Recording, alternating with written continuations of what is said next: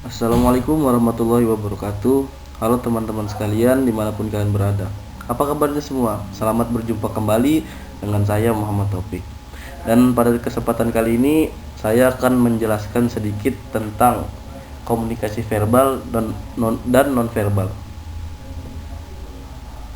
Di kesempatan kali ini izinkan saya terlebih dahulu untuk memperkenalkan nama.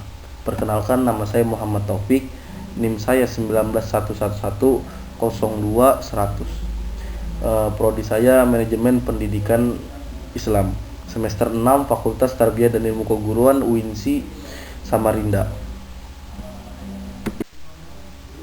Pendahuluan.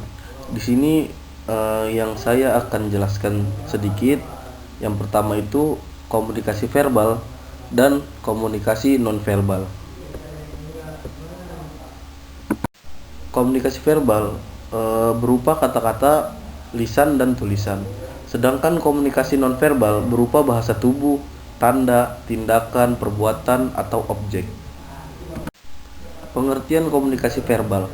Komunikasi verbal adalah komunikasi dengan menggunakan simbol-simbol verbal atau bahasa.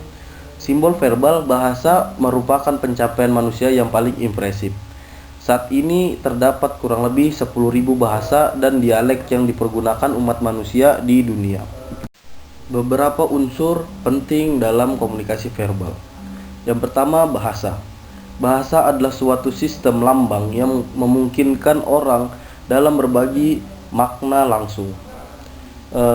Selanjutnya ada kata. Fungsi bahasa adalah yang pertama untuk mempelajari tentang dunia sekeliling kita. Yang kedua, untuk membina hubungan yang baik di antara sesama manusia. Yang ketiga, untuk menciptakan ikatan-ikatan dalam kehidupan manusia. Fungsi komunikasi verbal. Yang pertama, komunikasi verbal adalah salah satu bentuk komunikasi yang menggunakan lisan dan tulisan.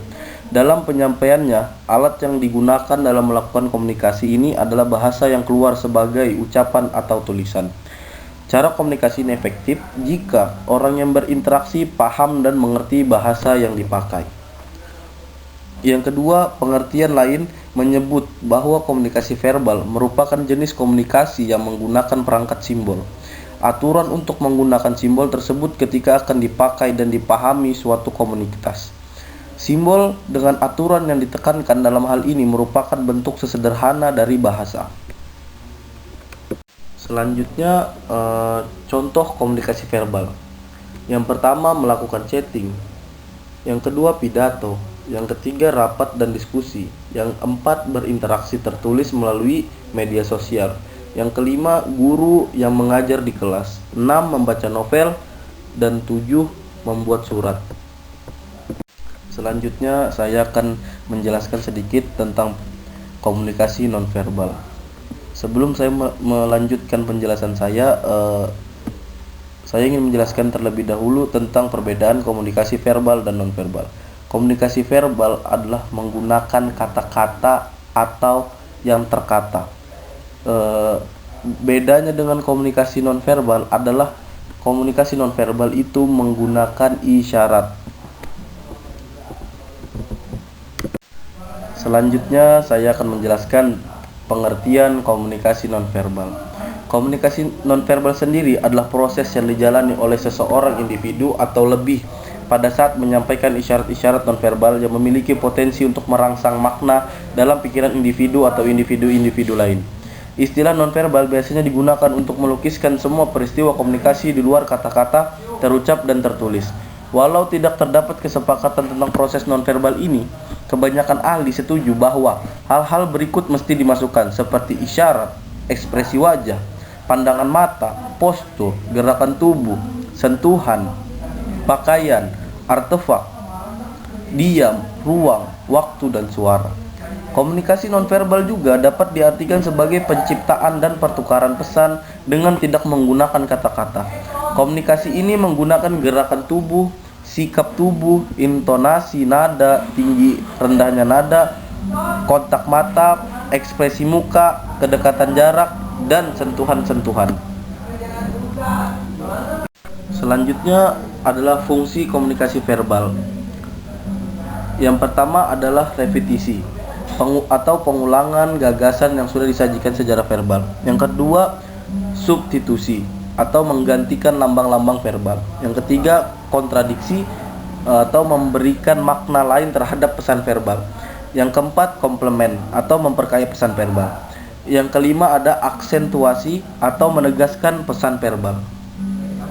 Selanjutnya adalah contoh komunikasi nonverbal. Yang pertama ada bahasa isyarat atau bahasa tubuh.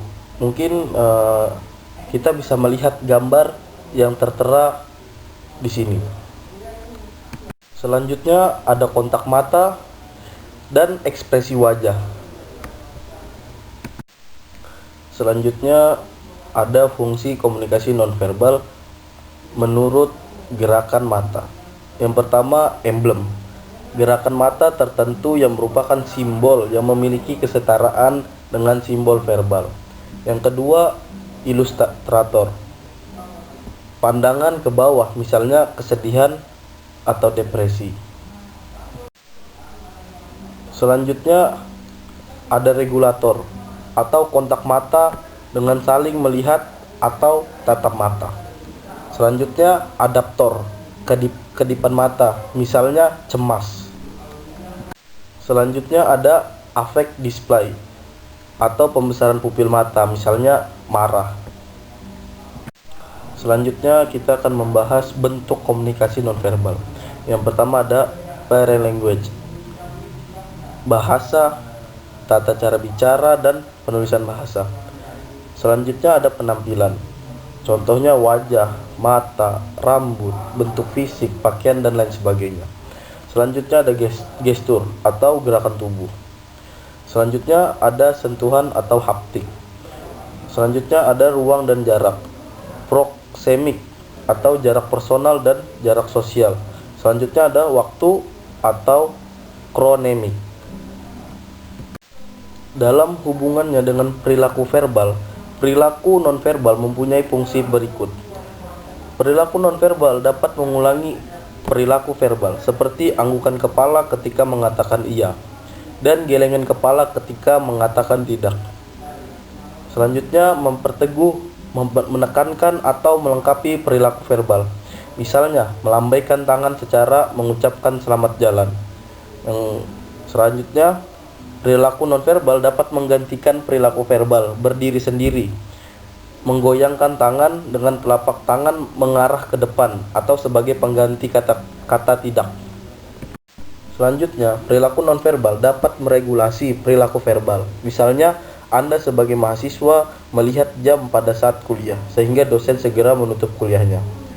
Perilaku nonverbal dapat membantah atau bertentangan dengan perilaku verbal. Misalnya, seorang suami mengatakan bagus-bagus pada istrinya, seraya terus membaca surat kabar. Di sini saya akan membacakan kesimpulan. Fungsi komunikasi lebih dari sekadar kata-kata yang diucapkan. Kata-kata hanyalah bagian kecil dari bentuk ungkapan atau ekspresi manusia. Komunikasi tidak hanya berupa proses penyampaian dan penerimaan informasi, tetapi juga memiliki peran dan fungsi sebagai proses membangun hubungan antar pelaku komunikasi. Komunikasi juga digunakan untuk mengembangkan hubungan antar teman atau pertemanan dan membangun kepercayaan antar individu dan pertemanan seseorang dalam organisasi dengan prinsip saling menghargai.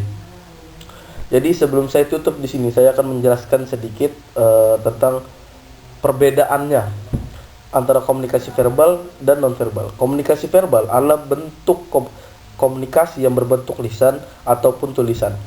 Sedangkan komunikasi nonverbal harus dilengkapi dengan verbal, karena verbal dan nonverbal itu tidak bisa dipisahkan. Karena dia punya kesamaan yang cukup dekat namun mempunyai perbedaan signifikan. Dalam kehidupan sosial, nyaris mustahil bagi manusia untuk tidak berkomunikasi satu sama lain. Sebab secara umum, suatu komunikasi dilakukan untuk menyampaikan informasi, mendidik, menghibur, dan untuk mempengaruhi. Di samping itu, komunikasi juga bertujuan membuat komunikan Anda menunjukkan perubahan sikap, perubahan pendapat, perubahan perilaku, dan perubahan sosial atau partisipasi sosial. yang mana hal tersebut sangat diperlukan dalam banyak aspek kehidupan. Dari manfaat tersebut, manusia melakukan komunikasi dengan berbagai cara, baik secara verbal maupun nonverbal. Mungkin itu saja penjelasan dari saya tentang komunikasi verbal dan nonverbal. Kurang lebihnya mohon maaf. Wallahul muwaffiq ila aqwamit thoriq. Wassalamualaikum warahmatullahi wabarakatuh.